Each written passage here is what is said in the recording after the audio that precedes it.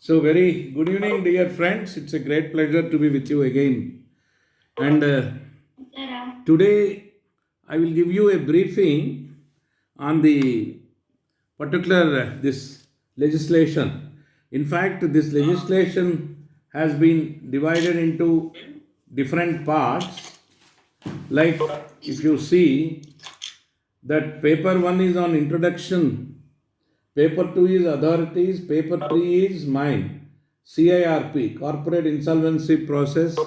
Paper 4 is liquidation. So almost the basics of the enactment related to corporate laws come under this particular proviso, this particular scenario. So what you find here is in my paper, it is corporate insolvency process, CIRP process. To understand the CIRP process, you have to understand first the enactment. Then you have to understand the scheme of the legislation. You should also understand the particular provisos and the definitions also. In my paper also, there could be questions on the definitions, and there would be, in fact, a lot of, information you have to gather and then prepare yourself in order to start off our CIRP process. Like, for example, CIRP process has to be initiated by operational creditors or financial creditors. Unless you understand who are they, you will not be able to understand. I request all of you to keep your uh, speaker on mute.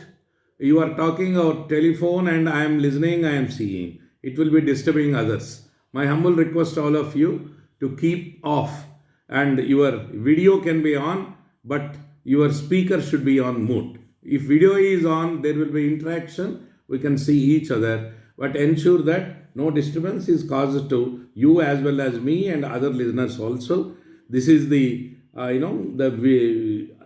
virtual discipline we have to follow. Now it is almost an year since virtual started in our high court, and we are all, in fact, accustomed for this particular discipline. And then I expect every one of us shall follow the same so that our meeting will be fruitful and the purpose for which we have gathered today evening will be, in fact, fructified. Then, friends, as I explained in the last week, insolvency, that is, a person unable to pay debts, is a concept which, in fact, leads to declaration of insolvency of that person. Then, technically speaking, insolvency is a civil death. Insolvency is a civil death. So that person's rights will extend for a particular time until he is declared as a discharged insolvent. In that respect, I told you insolvency consists of individuals, then partnership firms, and then corporates. Today, the insolvency of individuals, partnership firms, companies, the corporates are all covered under the IBC, the Insolvency and Bankruptcy Code 2016.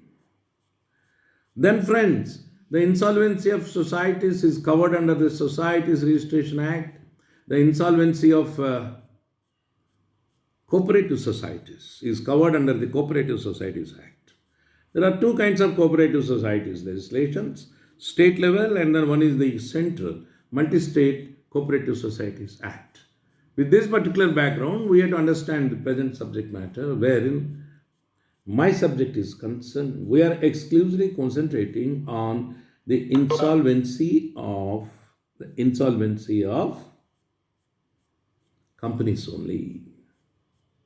So, insolvency of individuals, insolvency of the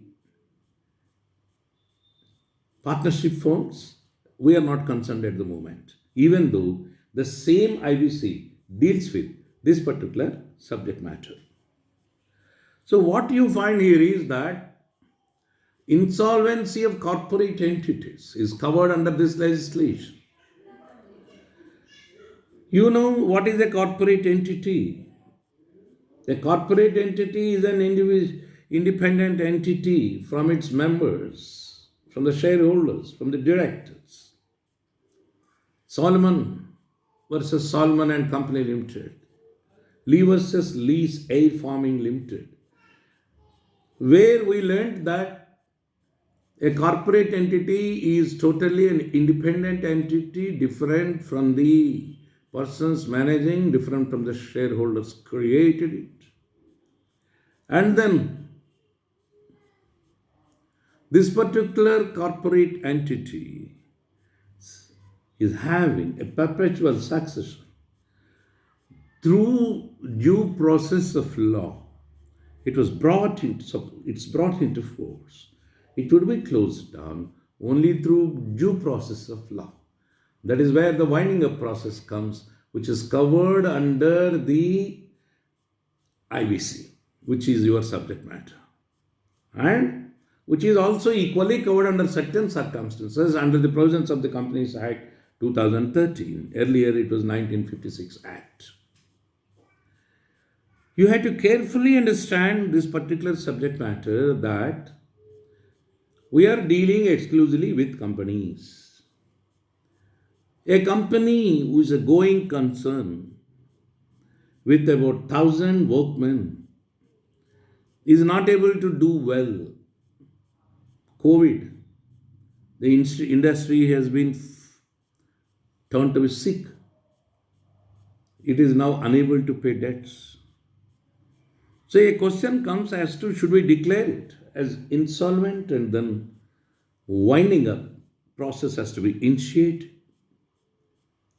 Now the new law under the IBC 2016 laid that no, don't kill the institution.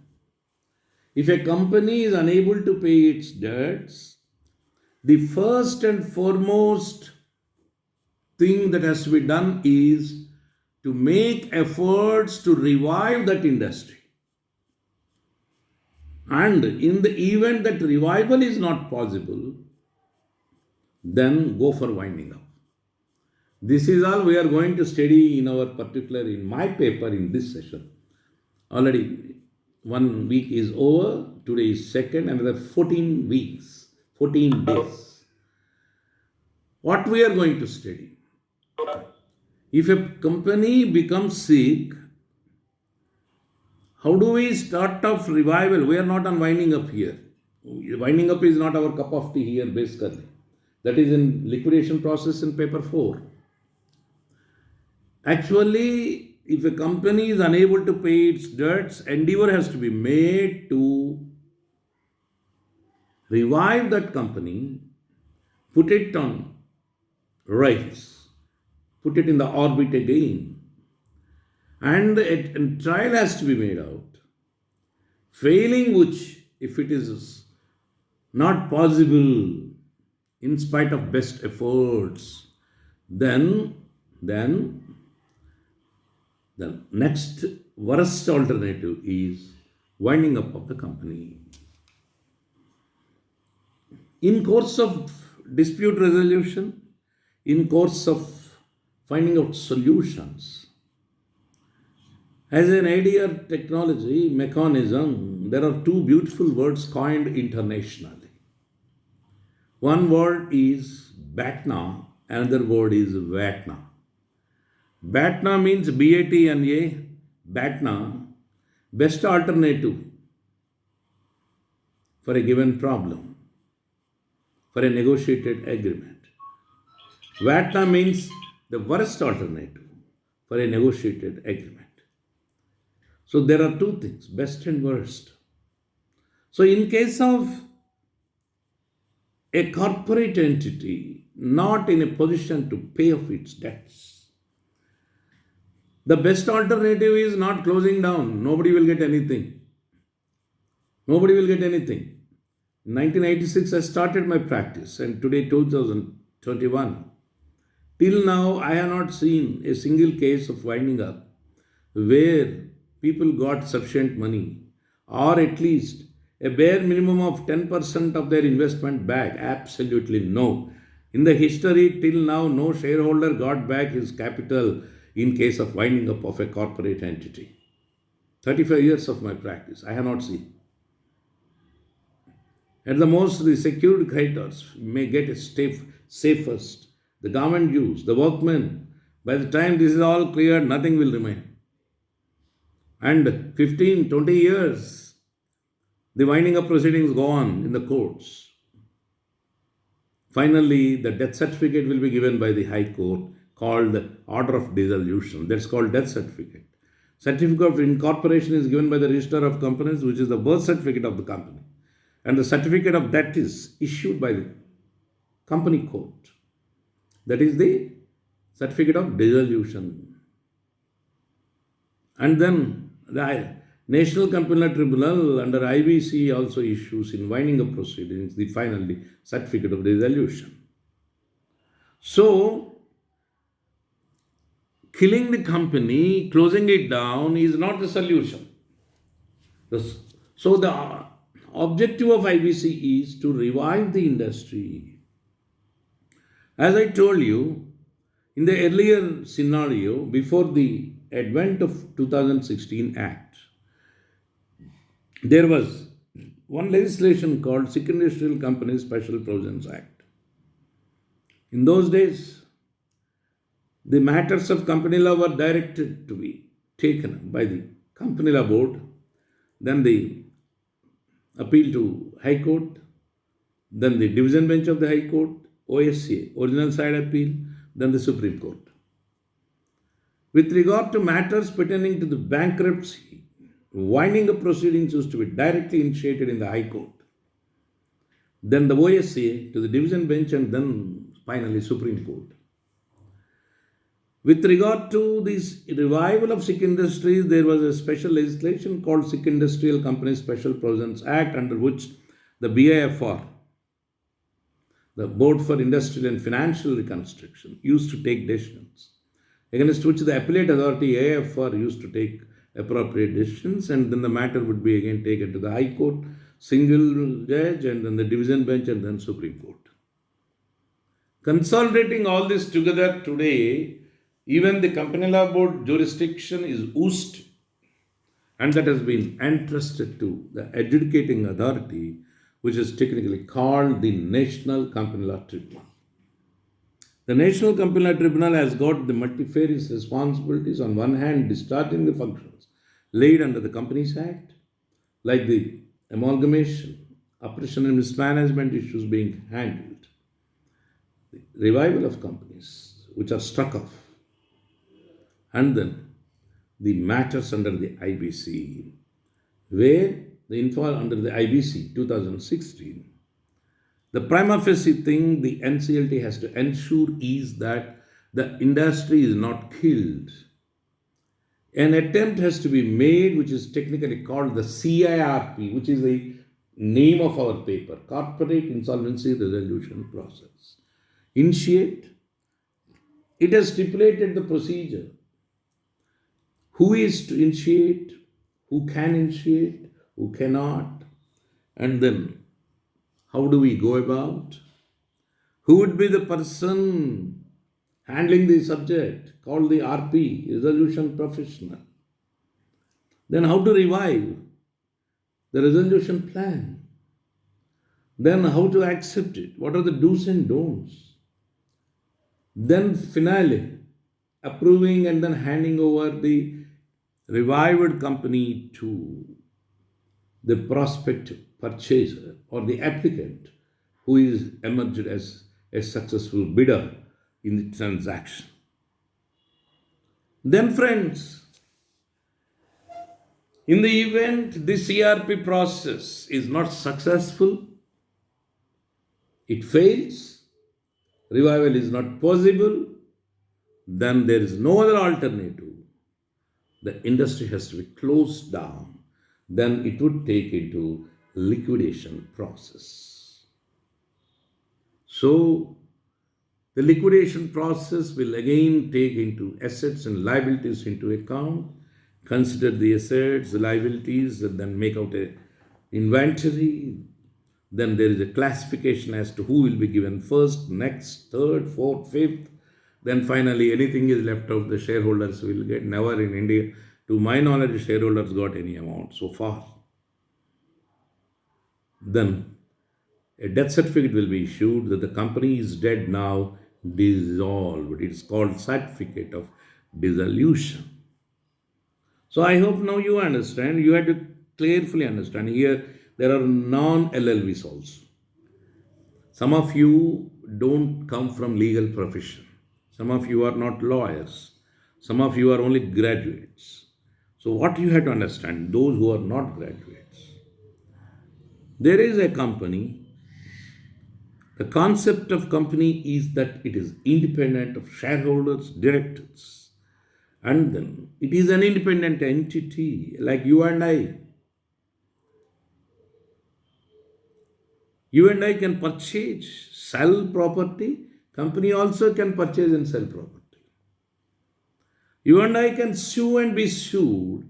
The corporate entity also can sue and be sued. You and I can enter into litigation, agreements,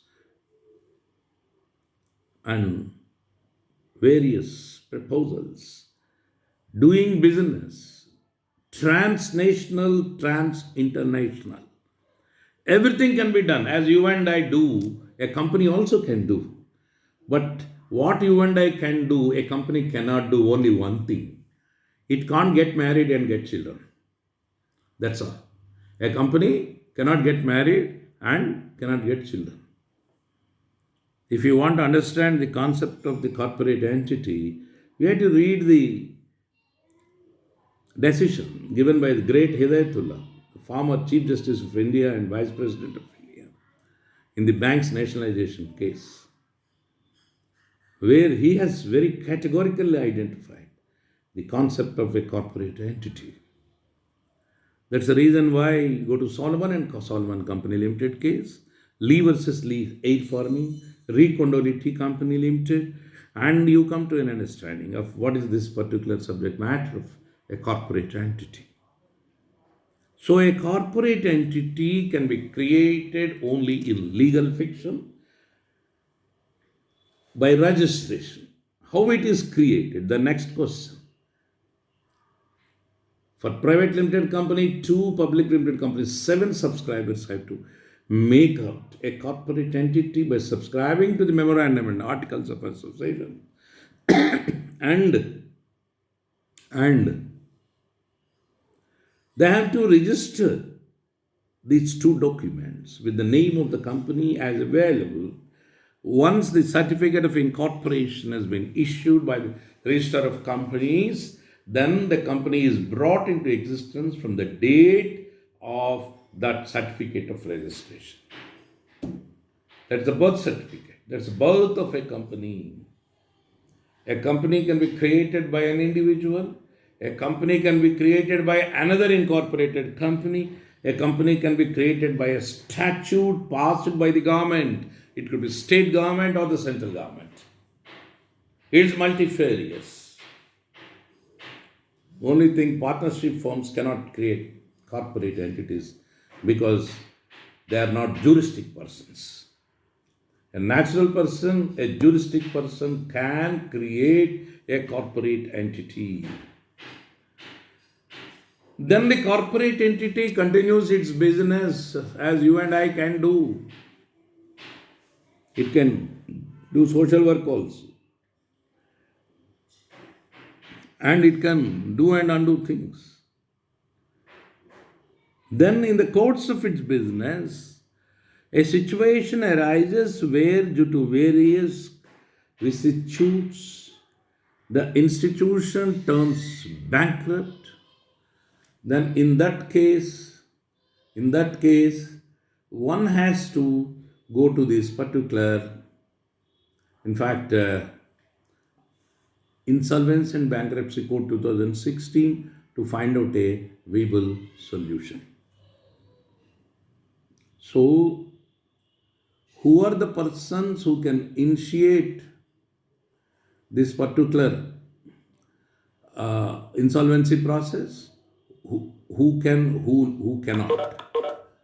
And then further aspect is who are the persons entitled to run the affairs of the company in the event of CIRP, and what are the do's and don'ts thereon. These are all the things come into picture as to basically reviving a Sikh industry, wherein the concept is not to kill the industry, but the concept is to ultimately revive the Sikh industry with the appropriate revival package.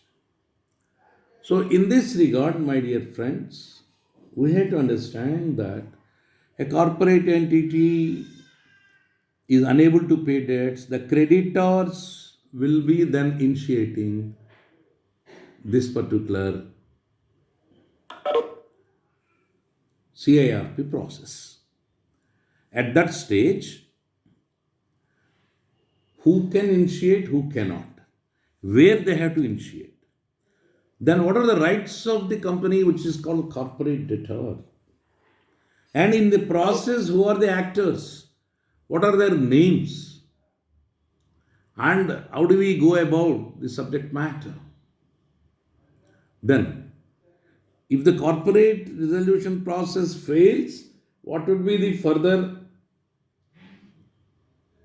course of law available?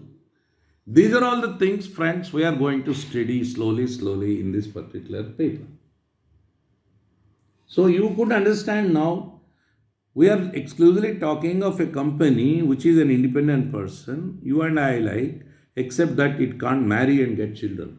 Otherwise, it has got subsidiaries, it can create a company and can do business, and in the event, in the course of business, it goes, in fact, out of gear, then that particular company could be put on a revival process called CIRP. Our concern in CIRP is to revive the industry, not to destroy the industry. This is the fundamental thing you have to understand. The liquidation process comes only when the CIRP process fails. So with this background, what we have to understand is that what is this IBC code meant for revival of the industries? And which is the forum? It is the National Company Tribunal Tribunal, which is established under the Companies Act. But it handles the issues under IBC. This is the most important thing. The fora created under the Companies Act is embedded with the powers to decide as an adjudicating authority on the disputes relating to issues relating to this particular Insolvency and Bankruptcy Code 2016. Friends, the NCLT, the National Company Tribunal, is a unique body which is embedded with the powers to decide on the company law matters, to decide on the liquidation matters directly under the Companies Act. If a company is doing something which is subversive to the interest of India, it is indulged in subversive activities, causing damage to the national flag, security of the country, then the ROC can initiate proceedings and then that company could be wound up. That power is vested with NCLT, not under IBC but under Companies Act. But it is under IBC, then it is a case of revival, failing which then liquidation. Now this is third one. The National Company Tribunal is also embedded with various powers in order to revive a company with regard to restoration, which was struck off by the Register of Companies, or issues pertaining to amalgamation, merger, or demerger, or issues pertaining to oppression and mismanagement, in fights among the shareholders of the company. The fora to resolve the infighting among the shareholders is NCLT, not civil court. Civil court absolutely has no jurisdiction on corporate matters. Any matter pertaining to SECRA, SEBI, Depositories Act, and then FEMA, for example, then the IBC, then the revival of companies, restoration of companies, amalgamation, then the oppression and mismanagement.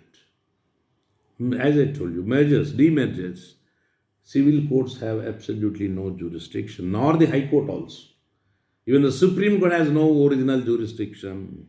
It is only the National Company Law Tribunal at the base body, which is the first forum, which will decide about the matters. Against those orders, an appeal can lie to the National Company Law Appellate Tribunal, which is called NCLAT, over which the jurisdiction is vested directly to the Supreme Court but not to the High Courts. So here the jurisdiction of High Court is surpassed except under Article 226 of the Constitution of India, where there is a grave irregularity, illegality of the order of the NCLT, then it can be challenged under Article 226 of the Constitution of India in a High Court.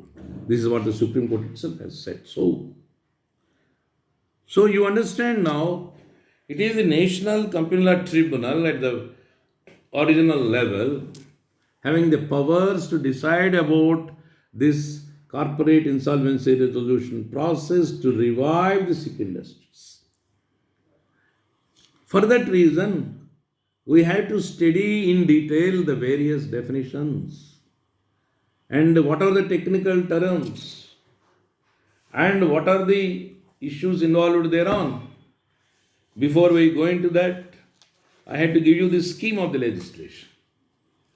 The scheme of the legislation is, in fact, spread over, dear friends,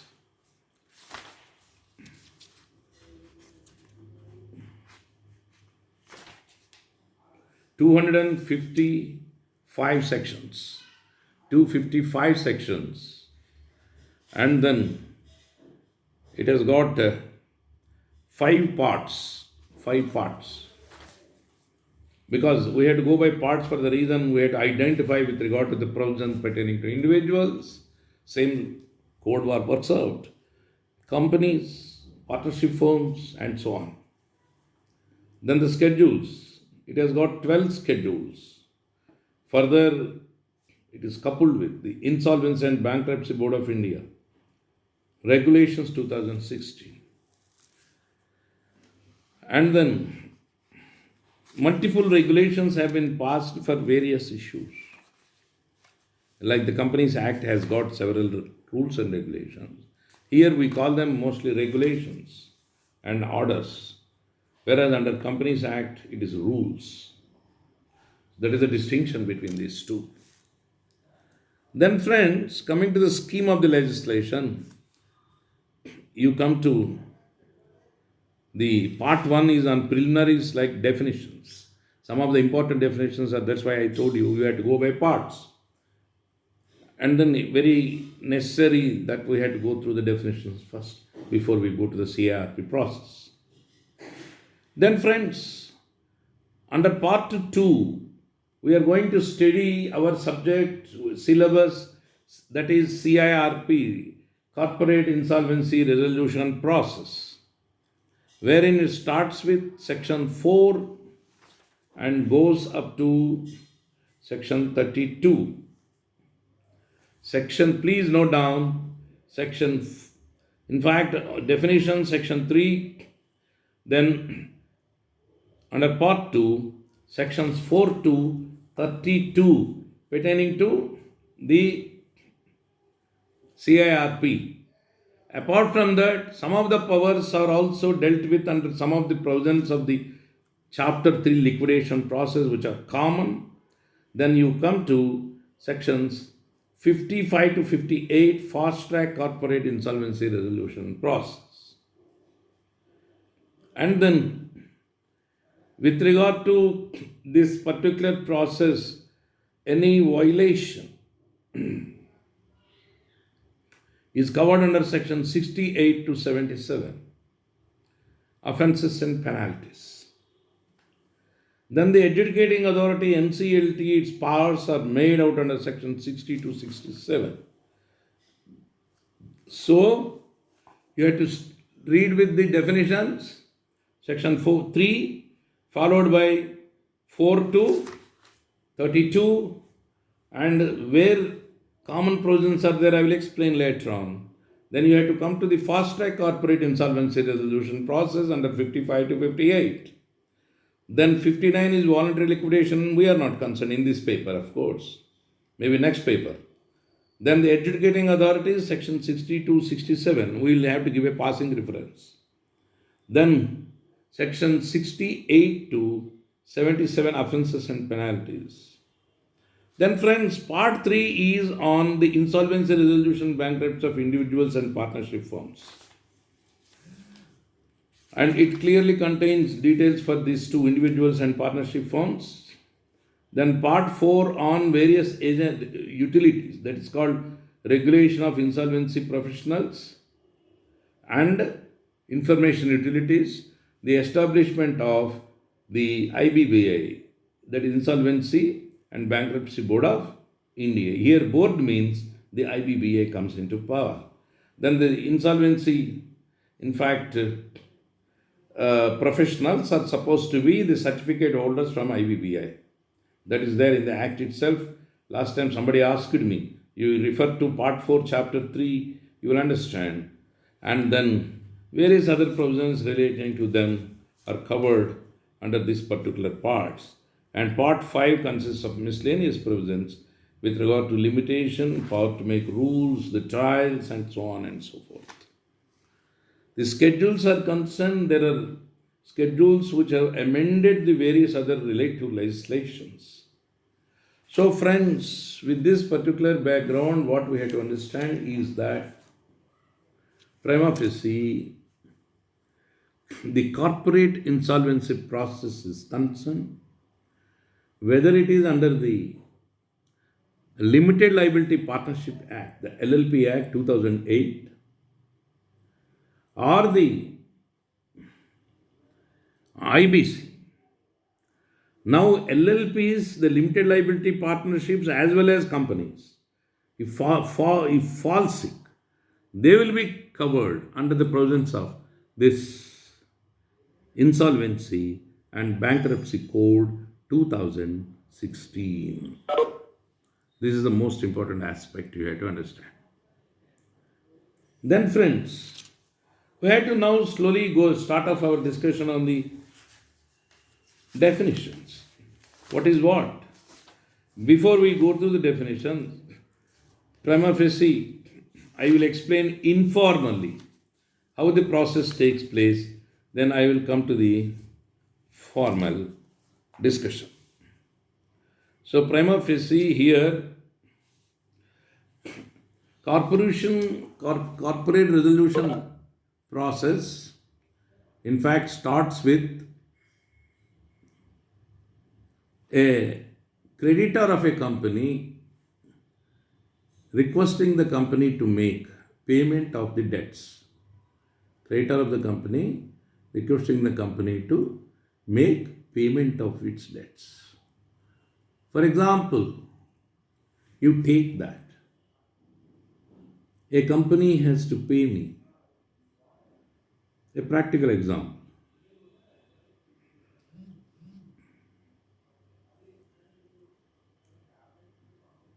₹10 lakhs for supply of certain goods. I have got a valid voucher, a supply order. I supplied. Supplies were received and accepted by the company, and payment was not made. So now I request the company, see, I have invested money and then business should go on in rotation. Otherwise, money will be blocked. I will become bankrupt. So I request the company. Then company says, no, your supplies are very good and thank you very much and God bless you. I say, God bless you also, but you bless me with my money. And then the company says, at the moment I cannot pay, please wait. Please wait. I think one organization has to pay me my legal fees, and it has committed in writing that it is supposed to pay and it is going to pay. and it has been saying last 6 months, this month we will pay, this month we will pay. And they say your payment is prioritized. In top priority, you will get it. But when God wills, question is when God wills. We can't ask God because He does not appear before us. God will never prefer to appear before us because we will then vex Him with such kind of questions. He will have to run away. So best thing is that He must be in disguise. That's the reason why nobody can see God here. So now the problem, this gentleman is not paying my 10 lakhs. So how do I receive it, recover it is the question. I have got one option. I can file a civil suit and get a decree and recover it. Fine. If I happen to be a financial institution, a banking company, then I can invoke Securitization Act, then I can attach the properties, I can sell it off and then recover my money. I am a secured creditor. If I am an unsecured creditor, then what is my plight? That's the difficulty. DRT, for example, banks can do that, financial institutions can do that. A more viable solution could be if I approach the NCLT, National Compilation Tribunal, with my grievance. Then the National Compilation Tribunal will issue notice, and then the opposite party does not pay my money. Then they say if you are in default over a lakh of rupees, then you are liable for facing CIRP, the Corporate Insolvency Resolution Process. In that event, this resolution professional will come into picture, take over the management, and then give it to a new body. Otherwise, it will be handed over to appropriate body. Otherwise, it will be liquidated. If I find there is no possibility of going through a suit, wait for 10 years or so, then attach the properties, even arbitration, for example. It's not possible, then the best solution is start CIRP process, then there is a possibility of quickly recovering my money. For recovery of money, this is not the process. Only when I come to know this is unable to pay debts, then we have to either revive it or liquidate it. In that event, I will take the help of the NCLT to go for liquidation process. I am a secured creditor, SARFAESI Act, assets are sufficient, there ends the matter. I am an unsecured creditor, then the problem comes into picture. Sometimes financial creditors whose debts are secured by the company also initiate this process for the reason that there is a case where there are multiple debts and the company is virtually coming to a close down. Then the financial creditors will get a say over others for distribution. At least they may get 40%, 50%, 60% with the new package of the new applicant taking over the corporate entity, where Securitization Act may not be helpful. Then they will all join in this resolution process, or they themselves may initiate this particular resolution process. It's a little bit tough and dry, but we will have to understand this concept slowly. So now I am an unsecured creditor. I can't invoke Securitization Act. DRT is not possible. What I have to do then? Even there is an arbitration clause, then the question is that attachment. The company is sinking. Best thing is stop the sinking, go in for CIRP process. Then even though I am a creditor not having the rights on par with the financial creditors, still I have got a chance of recovery of my money better than others. In that respect, I will initiate the corporation corporate insolvency resolution process. This is how, friends, the matter goes on. So, in this regard, the person who, in fact, initiates this process is called a creditor, and that particular creditor could be a financial creditor or an operational creditor. Who is an operational creditor? Who is a financial creditor? We have to understand. Against whom this process is initiated, who is the debtor in this particular case, he is technically called the corporate debtor. He is called corporate debtor. The forum in which this process takes place is called the National Company Law Tribunal, NCLT, against which there is an appellate hierarchy provided, which is called the NCLAT, National Company Law Appellate Tribunal, and then against the orders of NCLAT, there is a provision appeal to move this Honorable Supreme Court of India. Sir, kindly tell me the operational creditor, sir. Yeah, I will explain. Financial creditor, we know. Operational creditor. Yeah, but everybody also should know about financial creditor. So I will explain. Okay, sir. I will explain in detail as we progress. Maybe next occasion I will explain the difference between operational creditor and financial creditor. Today, because everybody is not a law graduate, here the problem is most of the candidates are not law graduates or LLMs like you. Most of them are graduates.